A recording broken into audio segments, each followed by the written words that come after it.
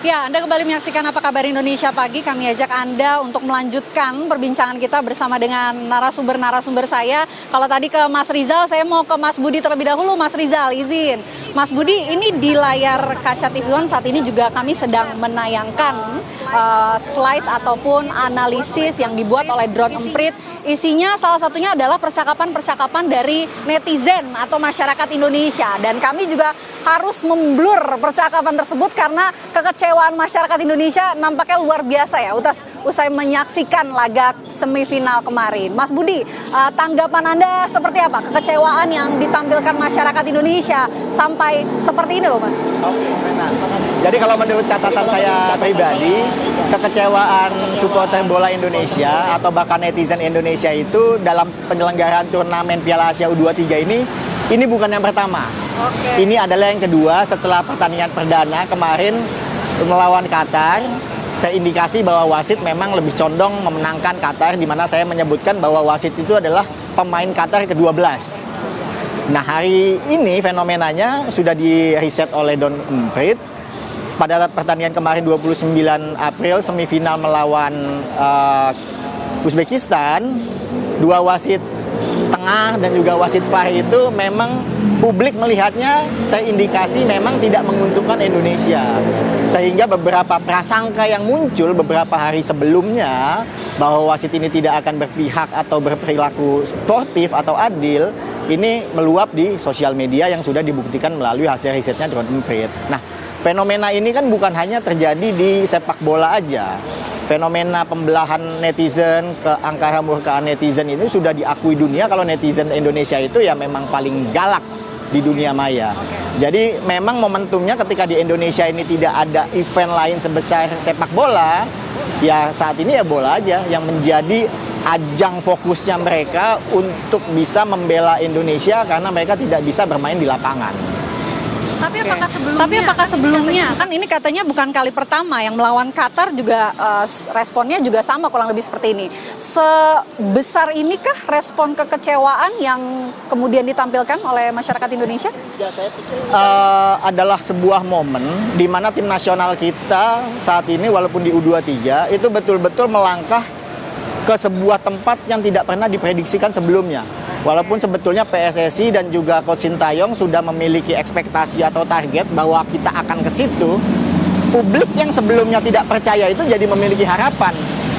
Ketika kita kalah lawan Qatar, kita beranggapan kita nggak akan bisa berbuat banyak, tapi ternyata kita bisa menang lawan Australia, menoreh sejarah, mengalahkan Yordania, sampai menumbangkan Korea Selatan, bahkan masuk ke semifinal melawan Uzbekistan. Ini adalah sebuah pencapaian yang kita tidak pernah bayangkan sebelumnya bagi mayoritas netizen di Indonesia.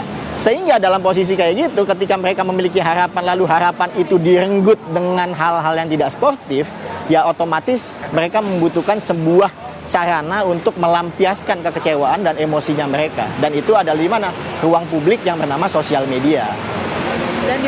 Dan dilampiaskannya itu justru bukan ke timnas tapi ke wasit begitu. Yang disampaikan oleh Mas Nova bahwa mereka tidak menghujat timnas ya Mas ya, justru mensupport bahwa yang dilakukan oleh tim nasional ini ya sudah optimal, sudah oke. Tapi yang menjadi isu di netizen itu kan adalah ketidakcakapan wasit dalam memimpin.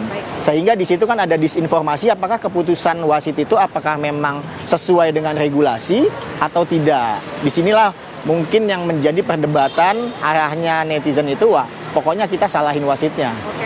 Oke. Mas Rizal, ini kan sentimen yang muncul ini kan kalau di media sosial mayoritas adalah sentimen negatif. Tapi masa sih nggak ada sentimen positif usai laga semifinal kemarin? Banyak sentimen positifnya ya. Sentimen negatif ini semata mengarah pada jalannya pertandingan yang dianggap tidak menguntungkan untuk Indonesia. Dalam hal ini subjek dan objek perbincangannya tentu saja wasit tuh.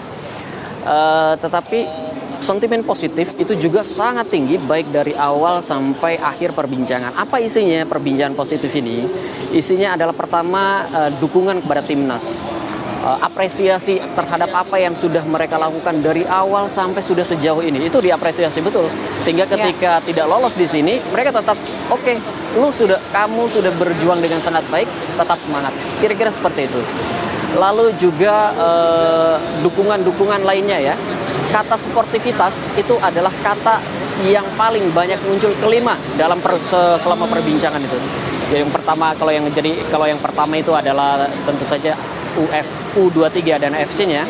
Lalu yang kedua adalah wasitnya. Yang kedua itu wasit. Jadi yang ketiga cheatingnya kayak gitu. Yang kelima itu adalah sportivitas. Tetap sportif, kita terima kekalahan ini agar ke depan bisa lebih baik. Kira-kira kayak gitu. Lalu juga beberapa yang positif adalah kepada PSSI generasi saat ini dan kepada timnas saat ini. Jadi tentu saja pada PSSI banyak sekali kritik ya, banyak sekali kritikan dan saran-saran perbaikan yang harus dilakukan ke depan. Timnas juga, terutama karena netizen ngelihat saat ini kebanyakan pemainnya katakan cabutan gitu, bukan dari Indonesia asli, ini kebanyakan cabutan. Itu jadi PR buat timnas Indonesia, buat PR juga dari PSSI. Kalau di media sosial, di bola terutama Mbak, tiba-tiba semua orang kan menjadi pengamat ya. Tiba-tiba semua orang menjadi pengamat, dan itu adalah, saya kira meski dalam beberapa sudut itu adalah hal yang sangat baik, karena perbaikan-perbaikan, kritik-kritik yang mereka sampaikan juga toh saya kira ini masih masuk akal, masih sangat rasional. Perbaikan untuk PSIS dan timnas itu, saya kira itu ya yang paling banyak perbincangan positifnya. Jadi netizen kita tidak melupakan apa yang sudah dilakukan oleh timnas kita, diapresiasi betul, tidak ada negatif pada mereka kecuali perbaikan-perbaikan saja. Mas Rizal, ini juga kalau saya baca di media online banyak juga hoax-hoax yang muncul ya. Salah satunya setelah mungkin banyak muncul kontroversi dari wasit, ada hoax yang muncul kalau pertandingan ini akan diulang melawan Uzbekistan. Itu banyak sekali sebenarnya hoax ya. Selain tentang itu ya, ada sekian puluh akun media sosial yang juga ternyata hoax semua itu. Lalu juga itu betul ada harapan agar ini sebaiknya diulang deh, karena kita lihat memang ini tidak. Tapi kita balik lagi, sportif dong. Sudah diputuskan di lapangan hijau ya, terima apapun hasilnya. Nggak mungkin di MK. Nggak mungkin di MK. Mas Budi gimana nih? Yang lebih paham lah soal aturan mainnya. Ya, memang dalam sebuah bola setelah selesai 90 menit pertandingan memang dimungkinkan bagi tim yang bertanding untuk melakukan protes, Vena. Bisa ke langsung AFC atau Komisi Disiplin AFC yang memang sebagai penyelenggara event Piala Asia U23 ini. Dan PSSI kan memang sudah menyampaikan protes. Yang waktu pertama kita melawan Qatar itu PSSI melakukan protes. Bahkan saya mendorong lebih jauh, jangan cuma sekedar protes PSSI, tapi harus lebih jauh tuntutannya apa. Kalau cuma sekedar protes tapi tidak melakukan tuntutan, ya nanti hanya akan sekedar menjadi formalitas. Misalnya apa yang dituntut? Ya wasit ini jangan memimpin lagi kalau Indonesia main, baik di level tim nasional maupun di level klub Indonesia yang berpartisipasi di Piala level Asia. Nah, kalau untuk yang kejadian Uzbekistan ini sepertinya PSSI tidak melakukan langkah protes. Mungkin dilakukan secara tertulis tapi tidak via verbal yang seperti sebelumnya dilakukan. Sepertinya PSSI akan fokus untuk menghadapi tanggal 2 Mei nanti melawan melawan Irak di perebutan tempat ketiga. Oke, tapi memungkinkan nggak sih Mas untuk kemudian protes ini ditanggapi lah?